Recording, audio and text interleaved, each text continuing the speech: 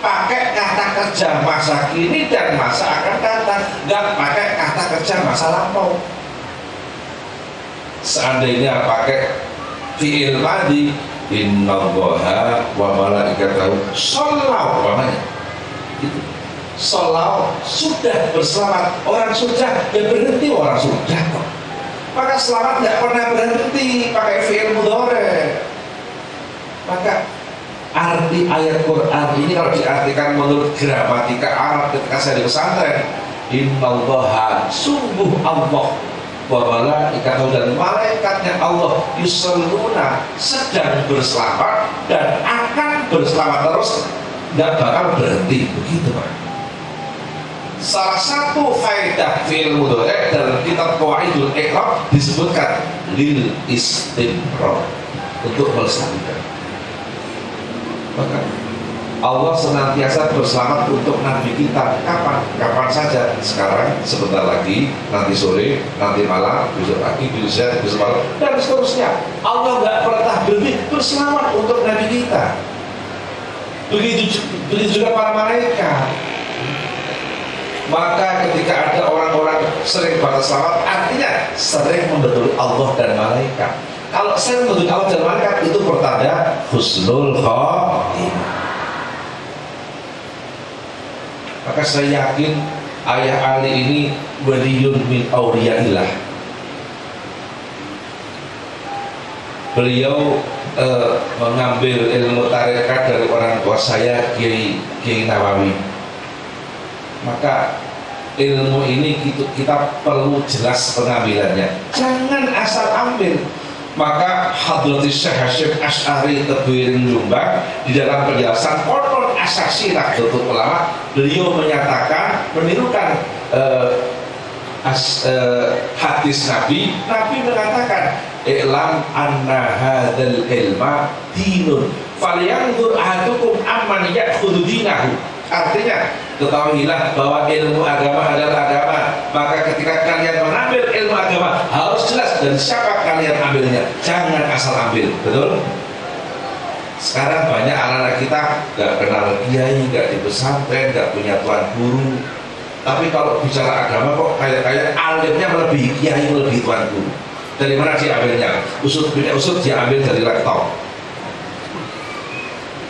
Memang di dalam laptop ada beberapa syekh, ada syekh Google, syekh YouTube, syekh Twitter, syekh Yahoo. Itu lama-lama saya loading.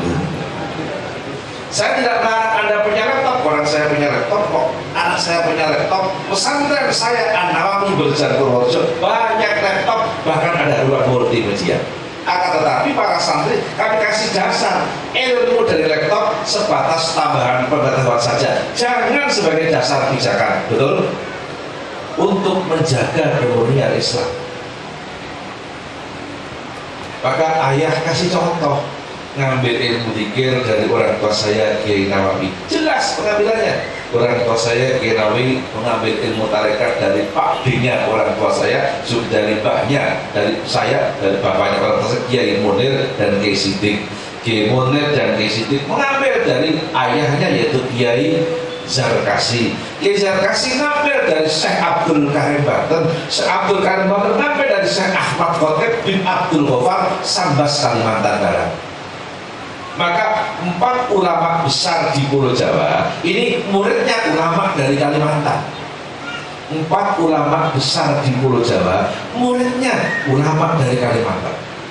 Pertama Syekh Abdul Karim Banten, kedua Syekh Nawawi Banten, ketiga Syekh Tolhah Kalisabuk Cirebon, gurunya Abah Sepuh Suryalaya, yang keempat Syekh Khalil Bangkalan Madura. Berempat ini muridnya Syekh Ahmad Khotib bin Abdul Ghaffar Sambas Kalimantan. Ini sejarah.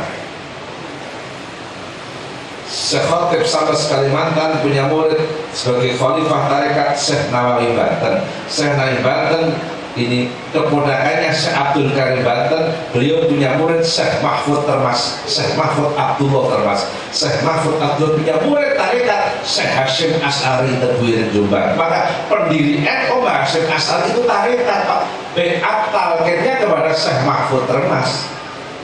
Maka pendiri NU itu tarekat. Maka kalau ada pengurus NU nggak mau tarekat, itu menurut saya ya Ya nggak mau tarekat, gitu aja.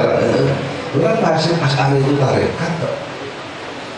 Jadi Hasyim Asy'ari ini ngambil ilmu tarekat, talqin kepada Syekh Mahfud Termas, Qadiriyah Naqsabandiyah. Ketika sama-sama di pesantren di Makkah, Syekh Mahfud Termas kan bikin maktabah di Makkah. Syekh Hasyim Asy'ari salah seorang kadepnya. Jadi Syekh Hasyim Asy'ari talqin biat kepada Syekh Mahfud kepada Syekh Nawawi Banten, Syekh Nawawi kepada Syekh Ahmad Khotib bin Abdul Ghaffar Sambas Kalimantan Barat. Ini sejarah, maka jelas pengambilannya. Jangan asal ambil. Kayak tadi saya sampaikan, sekarang banyak anak-anak kita asal ambil, betul? Kita prihatin, Pak. Tingkat pemalsuan di laptop tidak kecil, Pak, di internet itu. Kemarin saya matur, ada kitab-kitab kita orang Ahlussunnah wal Jamaah yang dipalsu. Syekh Yahya bin Sarafuddin An-Nawawi, ulama besar, muridnya Syekh Ibnu Malik. Syekh Yahya bin Sarafuddin An-Nawawi menyusun kitab Adkar Nawawi. Di dalam Adkar Nawawi yang terbitan baru ini, Pak, yang dari Timur Tengah, maaf, ada pemalsuan. Dalam kitab Adkar Nawawi yang asli ada faslun fi ziyarati qabrin Nabi. Kalimat faslun fi ziyarati qabrin Nabi dirubah menjadi faslun fi ziyarati masjidin Nabi. Begitu, Pak. Judulnya kitab tidak dirubah, tapi isinya yang dirubah. Fasal menerangkan ziarah di kuburan Nabi diganti pasal menerangkan ziarah di masjid Nabi, sehingga mereka nggak mau ke kuburan, cuma ke masjid saja. Alasannya nggak ada perintah ziarah ke kuburan, adanya ke masjid. Ini kitabnya, itu kitab palsu. Dan masih banyak lagi, Pak. Imam Syafi'i itu kan menyusun kitab syair-syair.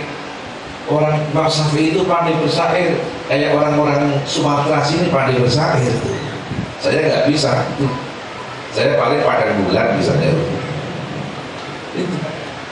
Imam Syafi'i kan nyusun kitab namanya syair-syair Diwanus Syafi'i. Di dalam kitab Diwanus Syafi'i